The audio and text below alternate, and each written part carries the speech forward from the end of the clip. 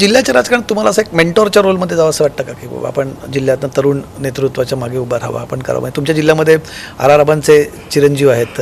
आमच्याकडे आता आर पाटलांचे चिरंजीव तरुण आहेत, आमदार आहेत, असे विश्वजित कदम आहेत, असे नवीन आहेत, विशाल पाटील आहेत. ते नवीन पिढी आता हळूहळू येते राजकारणात, आलेलीच आहे इनफॅक्ट, येते म्हणण्यापेक्षा. आणि त्या सगळ्यांना आम्ही सपोर्ट करत असतो. पण आम्हाला तुम्ही त्यांच्याकडे कशा भूमिकेत आगामी काळामध्ये बघतात, की समजा आता रोहित पाटील आहेत फॉर एक्झाम्पल, त्यांना तुम्ही कशा रोलमध्ये बघतात, की तुम्ही त्यांना कशा प्रकारे तिथे मेंटॉर करू इच्छिता जिल्ह्यामध्ये? नाही, विधानसभेत चांगलं काम चालू आहे त्यांचं, लोकांच्यातही त्यांना पाठबळ चांगलं आहे. आणि तरुण आहेत, अजून लग्नही झालेलं नाही. हो. त्यामुळे आता आम्ही स्थळ बघतोय सध्या त्यांना. पण